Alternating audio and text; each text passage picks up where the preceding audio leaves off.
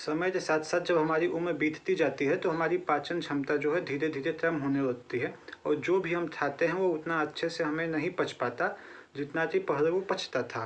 तो इससे होता क्या है कि जब हम उम्र के किसी आगे वाले पड़ाव पे जाते हैं, 40 प्लस में जाते हैं, तो उसमें हमारी पाचन क्षमता कमज़ोर होने लगती है और हमें पर्याप्त एनर्जी नहीं मिल पाती, जिससे हमें दिन भर कमजोरी या थकान महसूस होते रहता है। अब इस परिस्थिति में हम ऐसा क्या करें कि हम कम पैसे में या फिर अपने आसपास की चीज़ों का यूज करके हम एक बेहतर स्वास्थ्य प्राप्त कर सकें।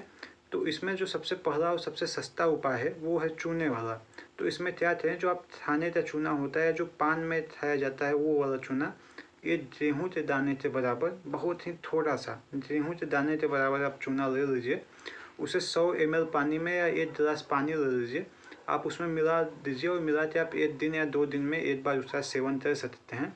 इससे क्या हो जाती है, जो आपकी हड्डियों में जो कैल्शियम की कमी हो रही है समय के साथ साथ, और आपके जो भी घुटने दर्द या फिर कमर दर्द या फिर जो भी जोड़ों की समस्या पूरे शरीर में कहीं भी है, तो वो आपकी समाप्त हो जाएगी। और यदि नहीं भी है तो भी वो आने वाले समय में होने वाली नहीं है।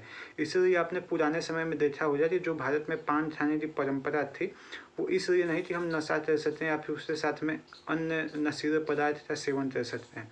वो इसलिए था कि वो चूने को लेकर पूरा उसका साइंस था, और जब वो खाते थे तो उस चूने से उनके जो कैल्शियम की कमी थी वो पूरी हो जाती थी।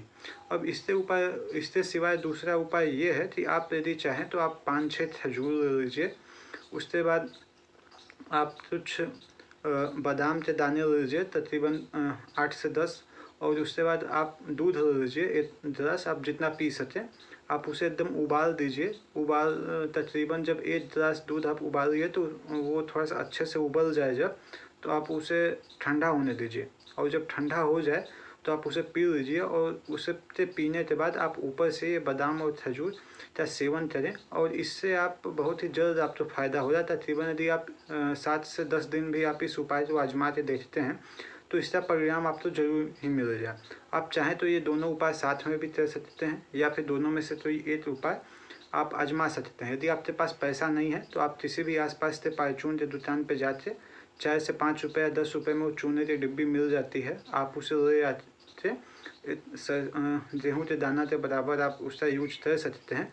बाकी यदि आपके पास पैसा हो तो आप दूसरा उपाय जो मैंने बताया खजूर और बादाम वाला, आप उसका भी इस्तेमाल कर सकते हैं। तो आज की वीडियो हम यहीं पे समाप्त करते हैं, और यदि आपको किसी और चीज़ पे वीडियो चाहिए तो आप उसे बता सकते हैं।